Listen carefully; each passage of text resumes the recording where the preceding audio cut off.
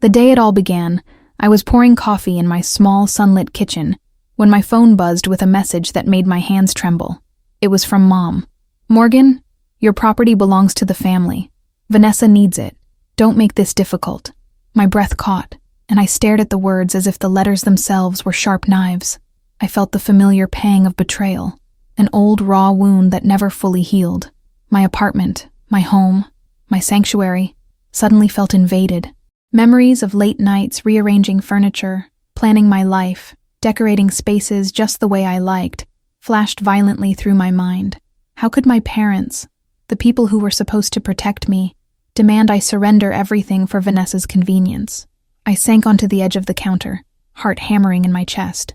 Vanessa was going through a messy divorce, as always making drama the center of her universe, and my parents had apparently decided that her problems were my responsibility. I remembered the countless times they had ignored my achievements, my struggles, and my independence, while rewarding her impulsive whims. My hands tightened into fists as I thought of every birthday she had overshadowed, every family gathering where she was the star and I was invisible. The injustice burned hotter than I expected. This wasn't just a request. It was a command wrapped in manipulation, a test of loyalty I had no intention of failing. I tried calling Mom immediately, but her line went straight to voicemail. "Morgan, please," I whispered, gripping my phone as if sheer willpower could force an answer. The absence of response only deepened my anxiety. My thoughts raced. If I gave in, my independence would evaporate. If I refused, I risked the wrath of the people who were supposed to love me unconditionally. The apartment had been mine for years, purchased with savings from jobs they never acknowledged, built brick by brick with effort, sweat, and careful planning. Surrendering it now would feel like erasing my very identity, handing over a piece of my soul because my family believed entitlement trumped fairness. Memories of past conflicts flooded my mind. The times I had been pressured to give in, the silent treatment I endured when I resisted, the subtle jabs disguised as parental advice. Vanessa had always been the golden child, charming, persuasive, and selfish. My parents had always played along, validating her schemes and minimizing mine. And yet, I realized, in that moment, that this time I could fight back. This time, I could stand firm. My pulse steadied slightly, replaced by a surge of resolve. I would not let fear or guilt dictate my decisions. I would prove, finally, that my autonomy was not negotiable. I pulled out my laptop and started drafting a mental plan. Research, documentation, legal counsel. Every interaction with my parents and Vanessa from that day forward would be recorded. I would gather evidence of ownership, financial records, past manipulations, and anything that would protect me. The fight would be difficult, emotionally draining, and perhaps even ruin some family ties permanently, but I could no longer allow them to wield my life as if it were a commodity. The apartment was more than a building. It was a symbol of my resilience, my independence, and my hard-earned achievements. Surrendering it would be surrendering myself. The thought of confrontation terrified me, yet the more I considered my options, the more empowered I felt. I was done being the obedient daughter who silently absorbed injustice. The little voice in my mind that had been quiet for years began to roar. "You deserve respect. Your life is yours, not theirs." The apartment, the bank statements, the furniture, even the memories contained within these walls, they were mine, and no one had the right to demand them. My chest tightened with anticipation, the fight ahead both daunting and strangely invigorating. For the first time in years, fear was accompanied by clarity, and clarity was power. Later that evening, as the sun dipped behind the city skyline, I sat in my living room, considering my next move. Vanessa would likely escalate. Mom and Dad would probably try emotional blackmail, citing family loyalty and sacrifice. But I had to remember something crucial. Their rules did not define me, and their favoritism did not diminish my worth. I ran scenarios through my mind, anticipating every tactic they could use, every plea, every sob story Vanessa could deploy. I imagined myself standing tall in court, presenting the facts, refusing to be intimidated. The image of victory, though distant, fueled me. Sleep eluded me that night. Thoughts of legal battles, parental threats, and Vanessa's inevitable schemes kept my mind racing. Yet within the fear, a flicker of excitement burned. For the first time, I felt the unmistakable sensation of control, of agency. I wasn't running from my family's demands anymore. I was preparing to meet them head-on. My resolve crystallized into certainty. I would defend my property, my autonomy, and my dignity at all costs, no matter the cost to family harmony. By morning, the message from my parents had left a lingering ache, but it had also ignited an unshakable fire. I dressed carefully, arranged my notes, and made the call I had been dreading, yet knew I needed to make. My lawyer. "I need help," I said firmly, my voice steady despite the tremor in my heart. "They're trying to take what's mine. I need to protect myself." On the other end, a calm, methodical voice reassured me. "We'll handle this. You have the law, and we'll make sure your rights are respected." Relief washed over me, but I also knew the road ahead would be grueling, emotional, and possibly shattering. I was ready.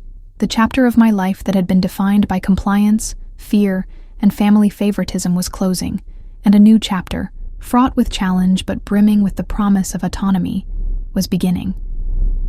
I took one last look around my apartment, running my hands along the familiar walls, breathing in the scent of my sanctuary.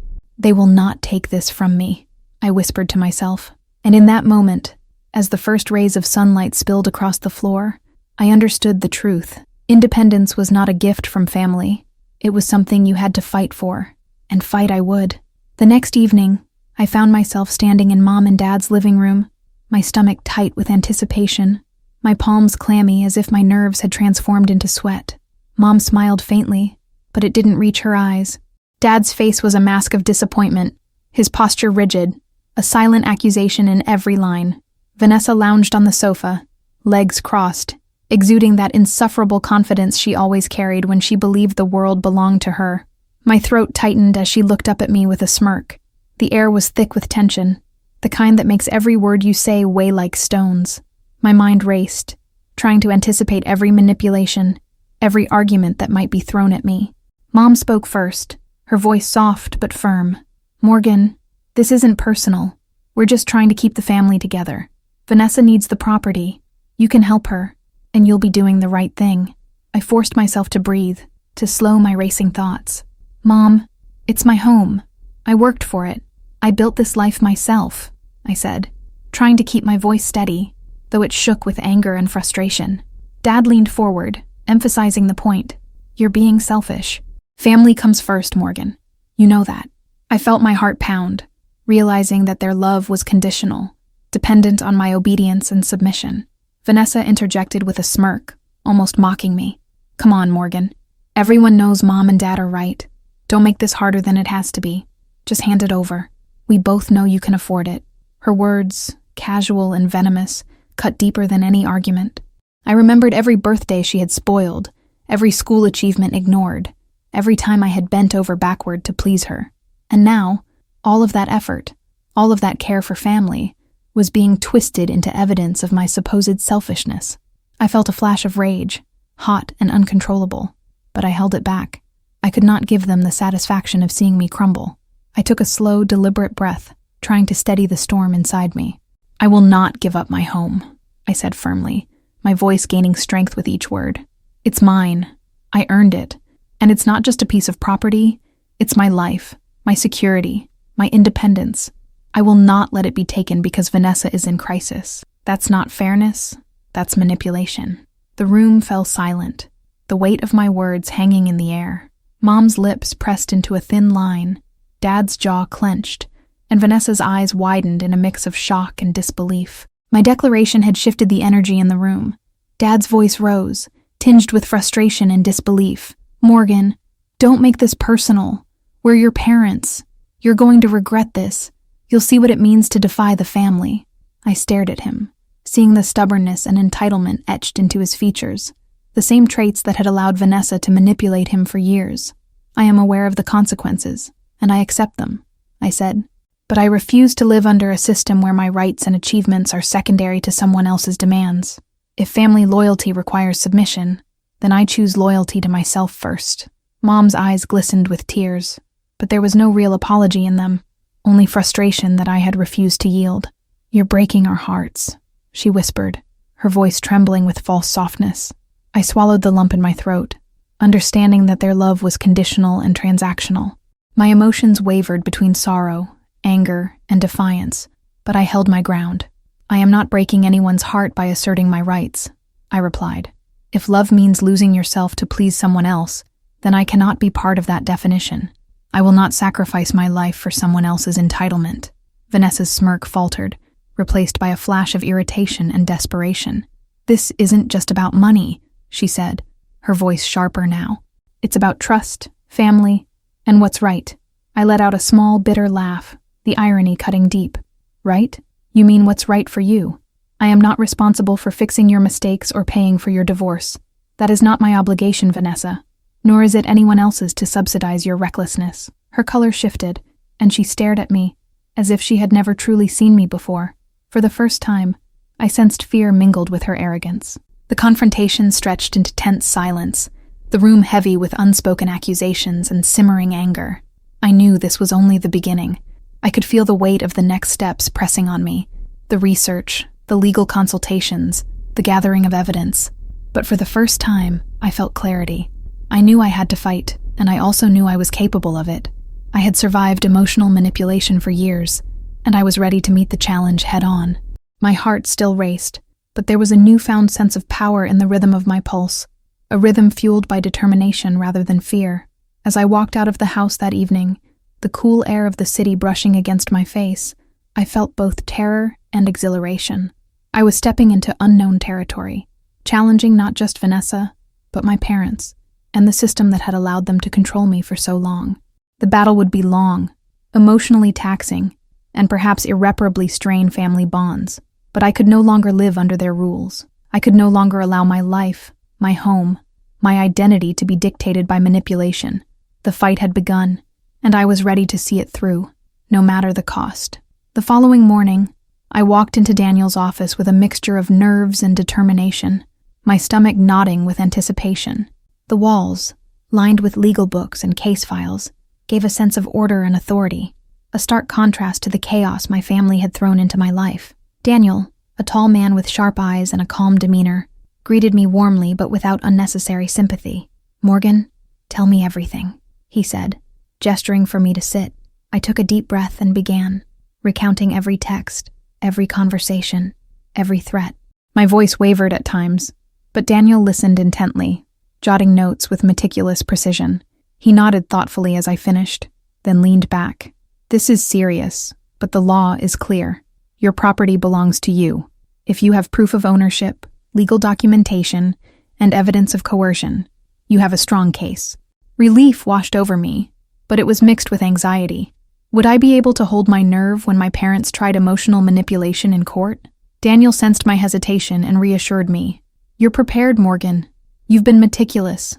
That will matter more than anything else." I felt a flicker of hope amidst the fear, a realization that I might actually win this battle. We spent hours reviewing documents, property deeds, bank statements, purchase receipts, and records of correspondence with my parents and Vanessa.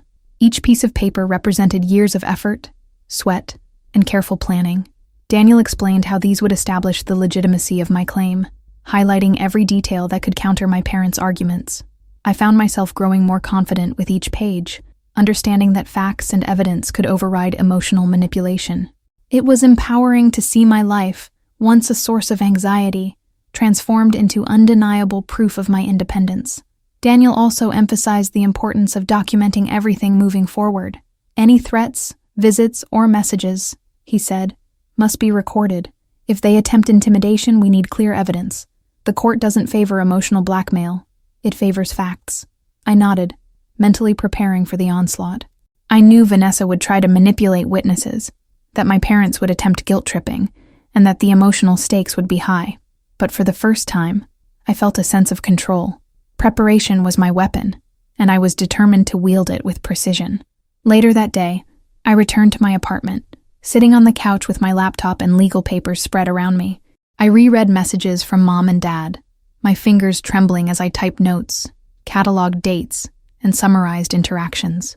The process was exhausting, both mentally and emotionally, but it was also cathartic. I could finally see the situation clearly, detached from the suffocating emotional weight that had clouded my judgment before. Each line of documentation was a brick in the wall I was building to protect myself, a tangible step toward reclaiming my life. Despite the methodical work, anxiety continued to gnaw at me. Vanessa and my parents had always been relentless, and I knew they wouldn't stop until they got what they wanted. Every phone call could be another attempt at persuasion, every visit a potential confrontation. I had to prepare for emotional manipulation as much as legal arguments. The thought of facing them in court, with all the history, the favoritism, and the resentment surfacing, was terrifying. But I reminded myself that fear was part of the process. Courage wasn't the absence of fear. It was acting in spite of it. I also began considering the personal cost of the legal battle. The courtroom would be a public stage for private family grievances, a place where memories, betrayals, and favoritism would be laid bare. Would the judge understand the emotional manipulation, or would it be reduced to cold facts? Could I withstand the humiliation and potential public scrutiny? Each question added weight to my already heavy heart. And yet, for every doubt, there was an equally strong surge of determination. I could not surrender my home. I could not allow Vanessa or my parents to define my life. That evening, I received a text from Vanessa. "Why are you dragging this into court? Just be reasonable. Everyone knows the apartment should be mine." I stared at it for a long moment, my anger rising but my resolve hardening. I typed back nothing. Instead, I saved the message as evidence. The calmness I projected outwardly contrasted sharply with the storm of emotions inside me. I was learning to channel fear and anger into preparation, transforming them into tools that strengthened my position, rather than weakening it. By the end of the week, I had a full binder of documentation, organized meticulously with tabs, dates, and summaries. I felt a surge of pride and empowerment, realizing that for the first time, I was not just reacting, I was strategizing, planning, and controlling the course of my own life.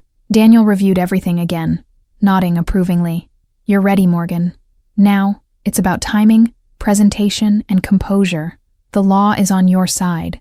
That night, as I lay in bed, I finally allowed myself a small measure of calm.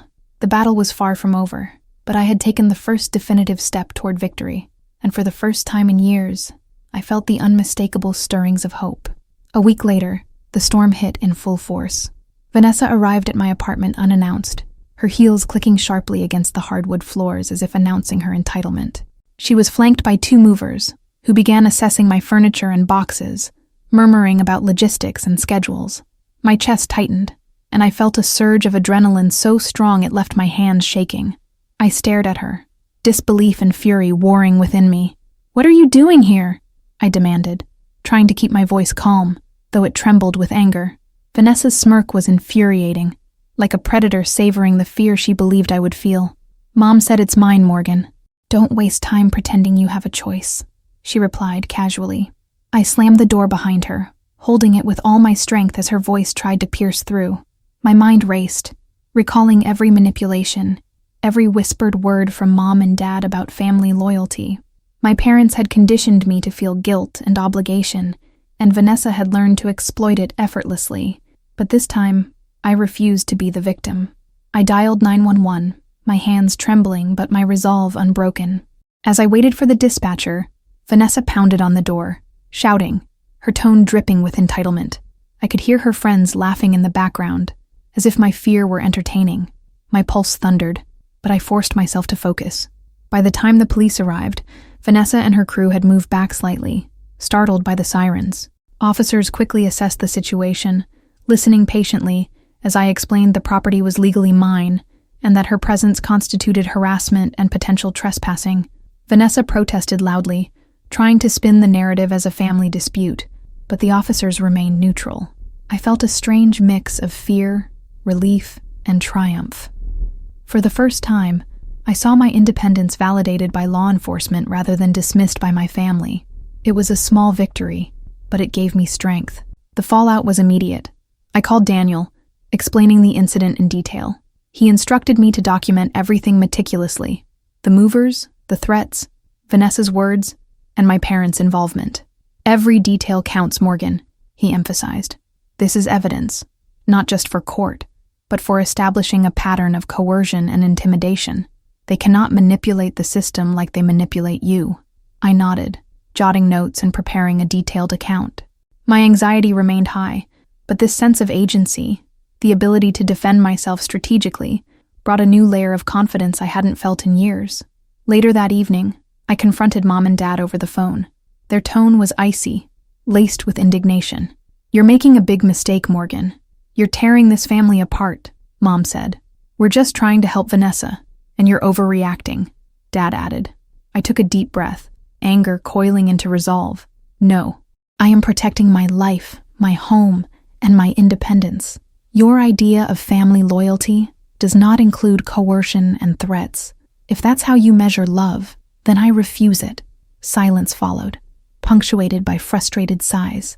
I could hear the shift, the realization that I was no longer compliant, no longer easily manipulated. Vanessa responded in more subtle ways afterward, sending passive-aggressive texts and attempting to sway friends and relatives to her side. Each message tested my resolve, trying to provoke guilt or fear. I refused to respond emotionally, instead documenting every interaction and sharing details with Daniel. I realized that this battle wasn't just legal, it was psychological. Every smirk, every insinuation, every reminder of her victory had to be met with calm, clear, and factual resistance. The emotional toll was heavy, but I began to understand that patience and discipline were as powerful as legal documentation. One night, I reflected on my parents' behavior, replaying memories from my childhood where Vanessa had always been the favored one. I realized that their favoritism had conditioned me to seek approval at the expense of myself, and now, it was an internal battle as much as an external one. I felt the weight of years of manipulation and subtle coercion lift slightly, replaced by an awareness of my own strength. I would not allow history to dictate my present or future. This was my fight, my rules, my home, and my life. Despite the tension, small moments of clarity emerged. I recognized my ability to maintain calm under pressure, to rely on facts rather than emotion, and to assert my boundaries firmly. Each interaction, no matter how hostile, reinforced the lesson that I had the power to define my own life. My apartment, once just a place to live, had become a symbol of personal sovereignty. I began to see a path forward, a strategy for victory, and a realization that family loyalty must be earned, not demanded. By the end of the week, the emotional battles had settled temporarily, leaving a tense calm over my apartment. I sat on the couch, surrounded by papers, texts, and notes, reflecting on the chaos. My heart still ached at the betrayal, but the adrenaline and fear had been replaced by clarity and determination. The fight ahead would be long and arduous, but I finally felt like I had the tools to confront Vanessa and my parents effectively. For the first time, I truly believed I could protect what was mine, and that was worth every ounce of stress, fear, and effort. The morning I filed the legal papers, I felt a mixture of dread and exhilaration. My hands shook slightly as I held the envelope containing the court documents, proof of ownership, and detailed accounts of every interaction with Vanessa and my parents. The courthouse loomed ahead, massive and imposing, its stone facade radiating authority and judgment. I took a deep breath, reminding myself that this was my stand, my moment of asserting control over a life that had been dictated by others for far too long. Walking through the heavy doors, I felt a surge of both fear and empowerment. This was no longer just a family conflict. It was a public declaration that I would not be manipulated. Inside, I approached the clerk's desk, heart pounding like a drum, and handed over the documents. The clerk glanced over them briefly, then stamped and filed them with precise movements. Each stamp echoed in my mind like a small victory, a confirmation that my rights were being recognized. I tried to maintain composure, but as I left the counter, a wave of emotion overtook me. Years of silent suffering, guilt, and manipulation had led to this point. For the first time, I was standing firmly in my own truth, refusing to allow anyone to define my worth or dictate my life. Leaving the courthouse, I felt the weight of anticipation settle on my shoulders. I knew Vanessa and my parents would react, and their retaliation could be swift and ruthless. The knowledge that I had taken the first official step in legal action made my pulse quicken, but also strengthened my resolve. This was more than property. It was a boundary, a line I would not allow to be crossed. I walked back to my apartment, planning my next steps, mentally rehearsing the ways I would maintain composure and evidence. Every decision now had weight. Every word could matter in the courtroom. Once home, I reviewed the documents with Daniel via video call, carefully ensuring that every detail was clear, factual, and organized. He complimented the thoroughness, noting that this level of preparation would make my case compelling. The sense of control I felt was invigorating, but I could not ignore the fear creeping at the edges. Vanessa would escalate. I knew it. She would attempt to intimidate, manipulate, and provoke emotional responses. But I reminded myself that preparation and documentation were my allies. I would respond with facts, not anger, and let the law speak louder than family favoritism. That evening, my phone buzzed with a series of texts from Vanessa. Each one carried a different tone: pleading, anger, and attempts at guilt. "Morgan, why are you doing this to us?" One read. Another, "You'll regret defying family. You know Mom and Dad are right." I didn't reply. Instead, I saved every message as evidence, cataloging them meticulously. It was exhausting, emotionally draining, but necessary. Each text was proof of the manipulation, the coercion, and the favoritism that had been directed at me for years. The realization hit me. My fight was not just legal, it was moral and psychological, a battle to assert my life against years of control. Over the next few days, the tension escalated.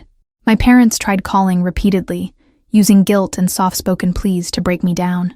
"Morgan, we're just trying to help Vanessa. Think about the family," Mom would say. "You're making a huge mistake," Dad added, frustration and fear in his voice. I remained calm, answering only in writing when necessary, carefully documenting each interaction. I realized that emotional manipulation had been their weapon for years, but now it had met its match. I was armed with facts, evidence, and the law. My fear existed, but it no longer dictated my actions. One afternoon, Vanessa attempted to visit my apartment again, pretending it was casual. I had anticipated this, and when she knocked, I refused to open the door. Instead, I called the police to report harassment, detailing her presence and the intent behind it. The officers arrived quickly, taking her information and instructing her to leave. Watching her leave, frustrated and powerless, I felt a quiet satisfaction. For once, I wasn't just defending my property.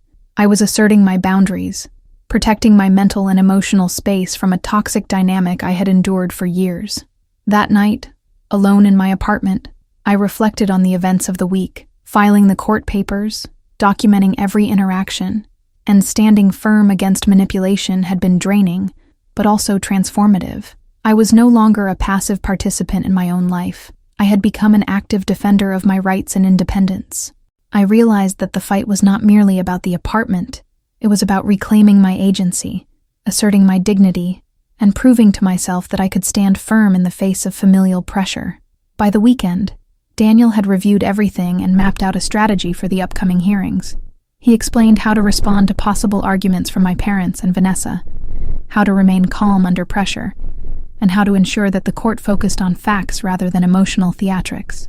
As I listened, I felt a surge of confidence. The path ahead would be challenging, but I was ready. I had transformed fear into preparation, and preparation into empowerment.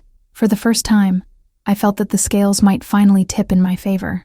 The morning of my first court hearing arrived with a weight that pressed on my chest like a stone. I dressed carefully, selecting a suit that was professional but not intimidating, trying to convey seriousness and composure. My hands shook slightly as I held the folder containing all my documents, the culmination of weeks of meticulous preparation. The courthouse loomed ahead, grand and imposing, echoing with the steps of strangers and the murmurs of cases being heard. I felt my stomach twist, knowing that within these walls, the future of my home, my independence, and my dignity would be challenged by those who had always sought to control me. Walking into the courtroom, I felt a chill. Vanessa was already there, her posture smug, whispering to her lawyer, her confidence unwavering. Mom and Dad sat quietly, their expressions a mixture of worry, frustration, and expectation. Their eyes flicked to me occasionally, as if willing me to falter, to break under the pressure. I took a deep breath, forcing myself to remember Daniel's advice. Stay calm. Facts over emotion. Let the evidence speak. My pulse raced, but the sense of preparation, of readiness, steadied me. I was ready to defend not just my apartment, but my life's work and my self-respect. The judge entered, a tall, stern figure whose presence filled the room with authority. The air seemed heavier instantly, charged with the gravity of legal proceedings. Daniel whispered reminders in my ear, guiding me to stay focused, to speak clearly and calmly when addressed. My parents tried to make eye contact, attempting to guilt me with silent pleas and pained expressions, but I averted my gaze, concentrating instead on the facts, the evidence, the meticulous records I had prepared. I was determined not to let emotion compromise my case. Vanessa's lawyer spoke first, framing the argument as a moral obligation, painting her as the innocent victim of circumstance. My chest tightened as I listened to the familiar manipulative narrative, the same script my parents had used for years: loyalty, sacrifice, and family duty. But I remained calm, my mind cataloging every exaggeration and contradiction, preparing to counter each one with evidence. The courtroom felt suffocating, yet I felt a strange power in the knowledge that my truth was documented and undeniable. Every word they spoke was an opportunity for me to prove my independence. When it was my turn, I stood, my hands steady despite the adrenaline surging through me. "Your Honor," I began, my voice clear and deliberate, "this property is legally mine. I purchased it, maintained it, and have lived here independently for years. Any claims suggesting otherwise are based on familial expectation and coercion, not law or fact." I watched the judge's eyes carefully, gauging reactions, feeling a small surge of confidence as the room fell silent. My parents shifted uncomfortably, Vanessa's smugness faltering just slightly. My evidence was solid, and for the first time, I felt the weight of truth giving me strength. Throughout the hearing, I presented receipts, bank statements, text messages, and documentation of every attempt at coercion. Daniel guided me, whispering clarifications and ensuring the narrative remained factual and precise. Each piece of evidence was a blow against the entitlement that Vanessa and my parents wielded so effortlessly. I felt the tide slowly turning in my favor, a realization both exhilarating and terrifying. This was more than legal strategy. It was validation of years of overlooked effort and personal struggle. I could finally stand and assert that my life belonged to me. Mom's expression hardened as my evidence accumulated, her lips pressed tightly, eyes flashing with frustration and disbelief. Dad tried to intervene verbally a few times, only to be corrected by the judge. Vanessa's posture stiffened, her eyes darting between me and her lawyer, realizing that the advantage she assumed she had might be slipping. I felt a flicker of vindication, tempered by the knowledge that this was just the beginning. The legal battle would continue, but this initial hearing had established that I would not be easily defeated. As the judge called for a recess, I felt my knees weaken slightly, the adrenaline giving way to exhaustion. Daniel placed a reassuring hand on my shoulder, whispering, "You did well, Morgan. They can't ignore the facts you've presented. You're making them accountable." I nodded, breathing deeply, trying to steady my racing heart. The courtroom was emptying slowly, but the tension lingered, a reminder that the fight was far from over. I knew Vanessa and my parents would regroup, strategize, and perhaps try to undermine me outside the courtroom. Walking back to my apartment that afternoon, I felt a mixture of relief, pride, and apprehension. I had survived the first legal confrontation and had proven to myself that I could remain composed under pressure. The fight for my home, my independence, and my dignity was only beginning, but for the first time, I truly believed I had the tools, the evidence, and the resolve to win. I realized that strength was not the absence of fear. It was acting decisively despite it. And in that moment, as the sun set over the city skyline, I felt a flicker of hope and determination that would carry me through the battles yet to come. The days after the first hearing were emotionally exhausting, yet revealing. My parents barely spoke to me, their silence heavy with resentment and thinly veiled anger. Vanessa, on the other hand, became increasingly aggressive, sending legal threats, passive-aggressive messages, and even contacting mutual friends, trying to manipulate them into taking her side. Each communication was cataloged meticulously, every word saved as evidence. I realized that the battle wasn't merely legal, it was psychological. The manipulation I had endured for years had been systematic, and now I was finally seeing the patterns clearly, ready to counteract them with precision. One evening, Mom called unexpectedly. Her voice was calm but cold, as if rehearsed. "Morgan, think about what you're doing. You're tearing the family apart over property. Is this really worth it?" I clenched my fists, trying to suppress the anger that surged through me. "Mom, it's not just property. It's my life, my boundaries, and my independence. I won't allow anyone to manipulate me into surrendering them." The line went silent. I could hear the hesitation, the shock that I had finally drawn a line they couldn't push past. For the first time, their power over me felt limited, and it was exhilarating. Meanwhile, Vanessa escalated. She tried to intimidate the building manager, claiming I had no legal right to live there, and even attempted to enlist neighbors as witnesses to prove her version of entitlement. I immediately documented every interaction and reported attempts at intimidation to Daniel, who reassured me that these actions only strengthened my case. Her arrogance and entitlement, previously tolerated and even enabled by my parents, were now glaringly evident as legal threats. I felt a small surge of triumph in realizing that their overconfidence could work against them in court. In preparation for the next hearing, Daniel advised me to anticipate every tactic Vanessa and my parents might use. He coached me on delivering my statements calmly, responding factually to emotional attacks, and maintaining composure even when provoked.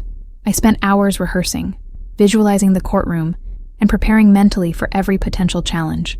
My anxiety persisted, but it became a tool rather than a hindrance. Each step I took reinforced my determination to defend my home and my autonomy, and the sense of control over my own life was intoxicating. When the next hearing began, the atmosphere in the courtroom was tense. Vanessa and her lawyer were visibly agitated, attempting to discredit my evidence by twisting my words and emphasizing family loyalty over legal ownership. Mom and Dad exchanged nervous glances, their frustration barely contained.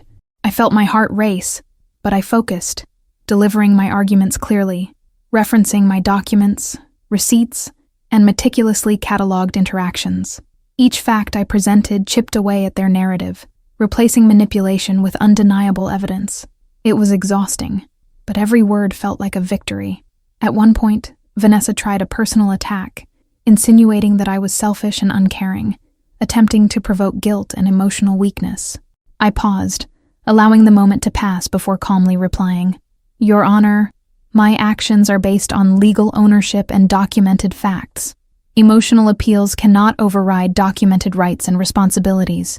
The judge nodded, taking note, and I felt a rush of validation.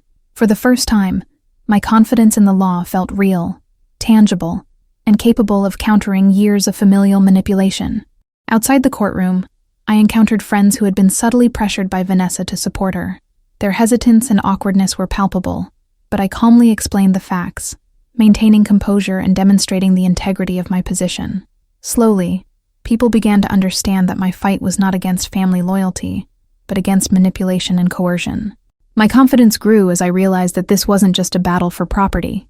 It was a battle for truth, justice, and personal agency. That evening, I reflected on the emotional toll. The stress, anxiety, and confrontations had been intense, but they had also revealed my own resilience. I recognized that my strength lay not only in legal preparation, but also in emotional discipline. Vanessa's attempts to intimidate me, my parents' silent disapproval, and the looming uncertainty of court outcomes no longer controlled me. I had become proactive, deliberate, and self-assured. The transformation was subtle, but profound, like standing on the edge of a cliff and realizing you could fly. By the end of the week, a pattern had emerged. My parents' disapproval was tempered by hesitation. Vanessa's manipulations became increasingly desperate, and my own confidence solidified. I knew the next hearings would be more challenging, perhaps even ruthless, but I also knew I had grown stronger than I had ever been. I was no longer the passive participant in my life. I was an active defender of my rights, my home, and my independence. And for the first time, I truly believed that victory, though hard-fought, was within reach. The morning of the next hearing, I felt a mixture of apprehension and readiness, knowing that today could change everything. Vanessa arrived with her lawyer, her smug expression failing to mask the tension beneath. My parents sat silently, their eyes darting between Vanessa and me, as if searching for cracks in my composure.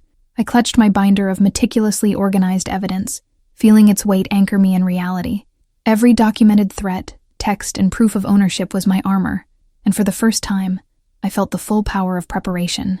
As the judge called the courtroom to order, Vanessa's lawyer attempted a new tactic, claiming that my purchase of the apartment was financially supported by our parents, trying to twist the narrative to suggest shared ownership.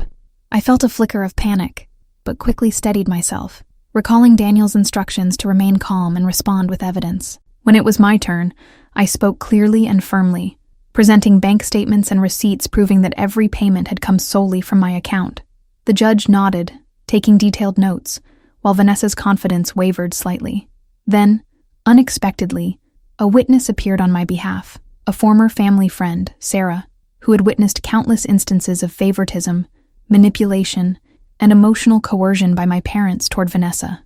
Her testimony was precise, calm, and detailed, exposing the pattern of behavior that had plagued me for years. I felt a wave of relief and gratitude wash over me as she spoke, validating experiences I had often doubted myself for remembering. Vanessa's lawyer attempted to discredit her, but Sarah remained unwavering, her credibility apparent.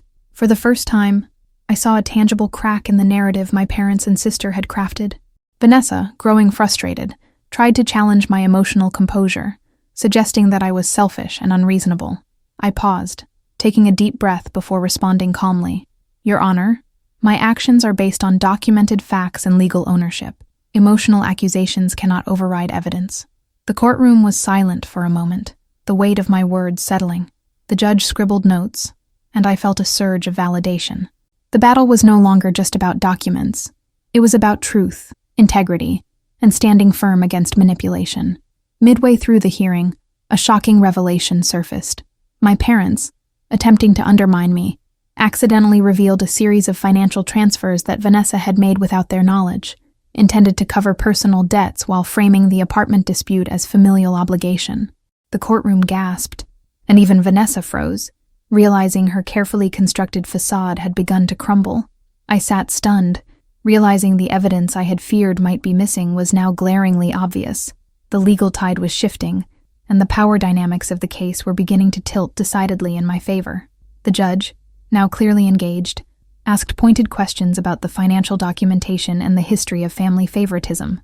My voice remained steady as I answered, detailing years of subtle coercion, manipulation, and the systematic favoritism my parents had displayed toward Vanessa.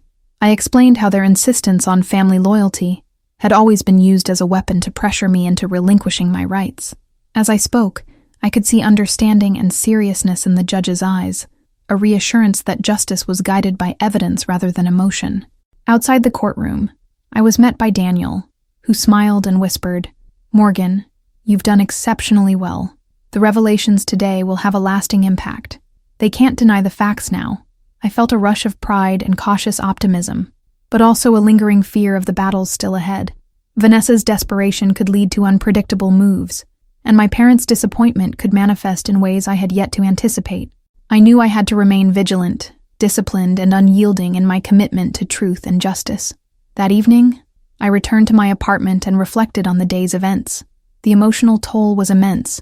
Stress, adrenaline, and relief mingled in a confusing blend, but I felt a profound sense of empowerment. For the first time, the years of guilt, manipulation, and fear seemed to be losing their grip. I realized that preparation, courage, and integrity were far more powerful than threats, entitlement, or favoritism. The path forward was still challenging, but I finally understood that I was capable of standing firm, no matter the opposition. As I prepared for the coming hearings, I began to see a pattern emerge in Vanessa's increasingly reckless behavior. Her attempts at intimidation, deception, and manipulation were becoming more desperate, and with each misstep, I gained clarity, evidence, and moral strength.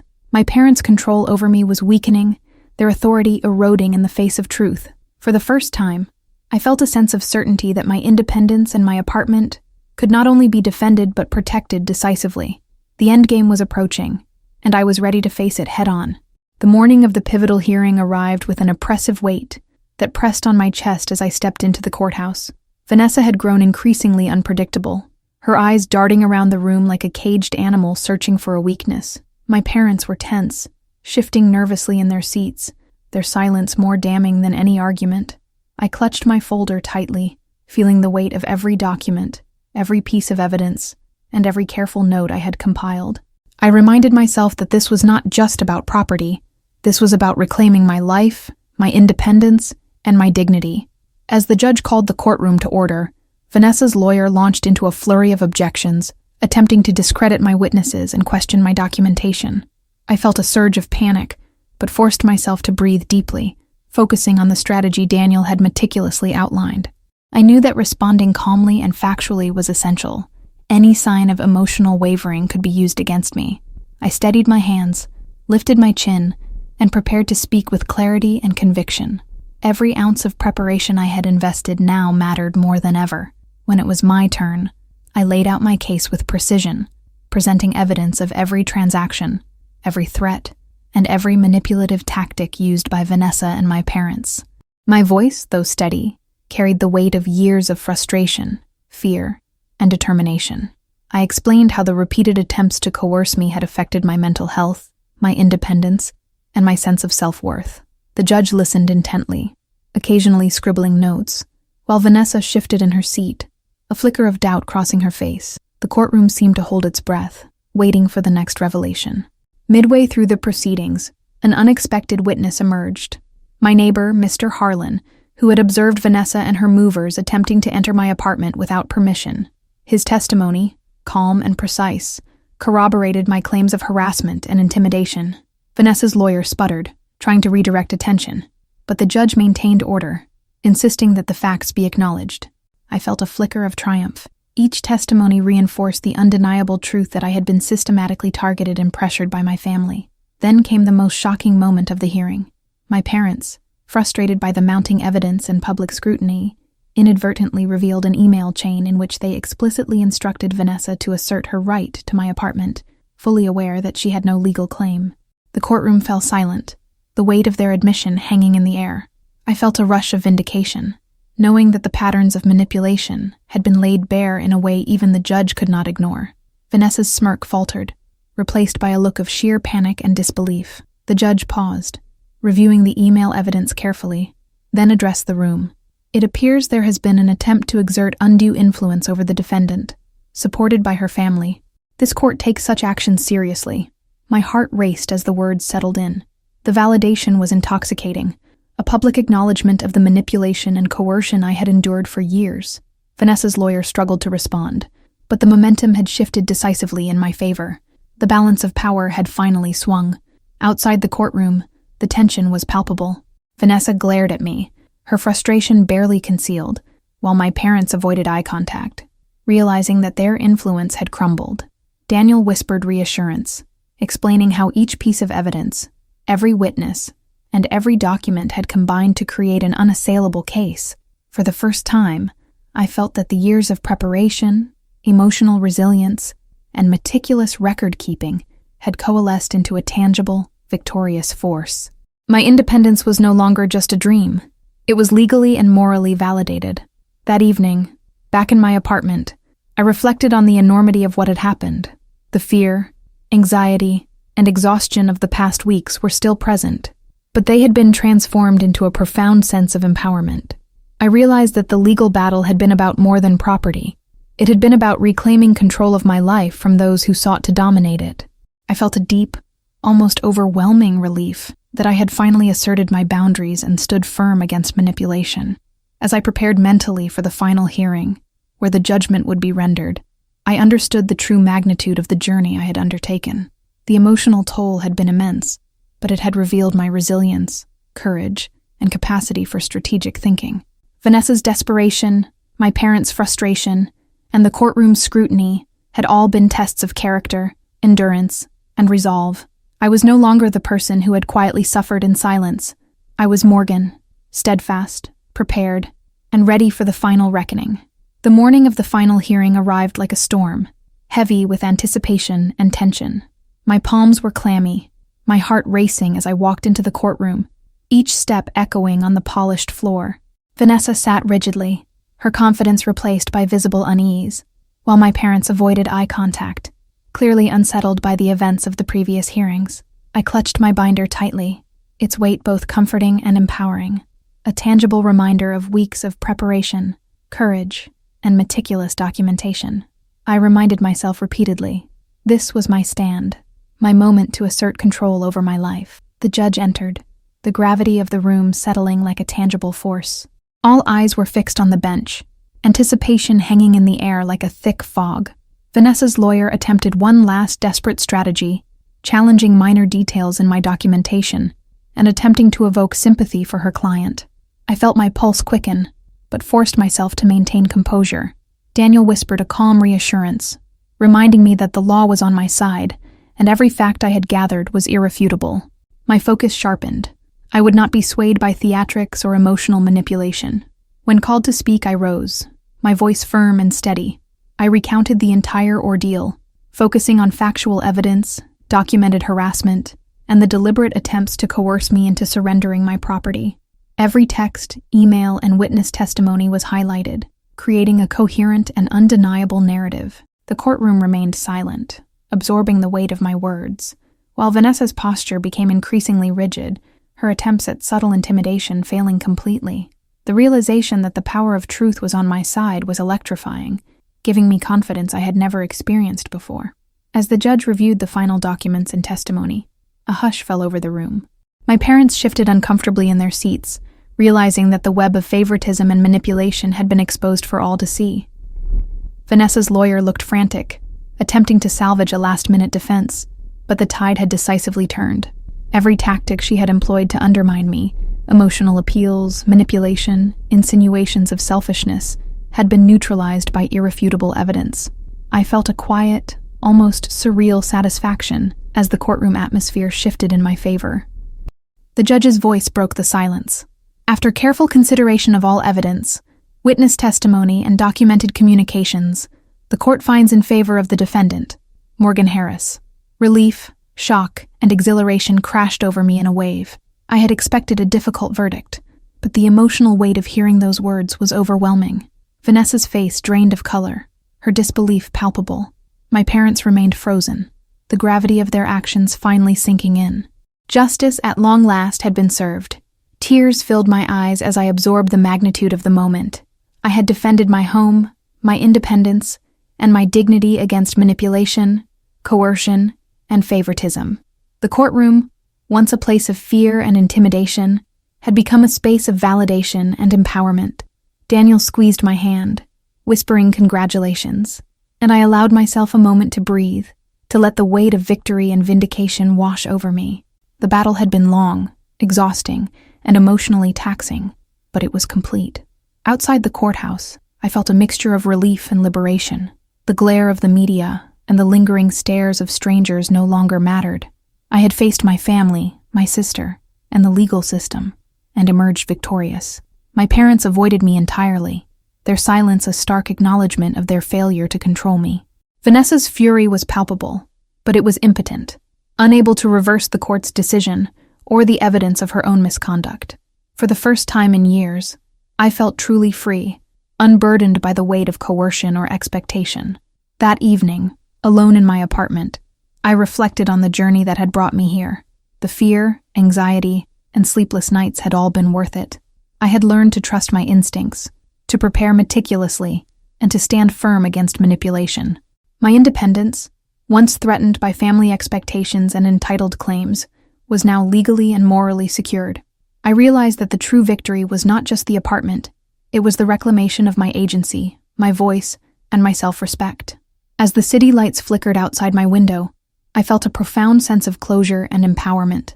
The ordeal had tested my courage, resilience, and ability to remain composed under pressure. Vanessa and my parents could no longer dictate my life or my choices. I had proven, to the world and to myself, that strength lies in preparation, truth, and unwavering determination. For the first time, I could breathe freely, knowing that I had fought, endured, and won, not just a legal battle, but my right to live life on my own terms.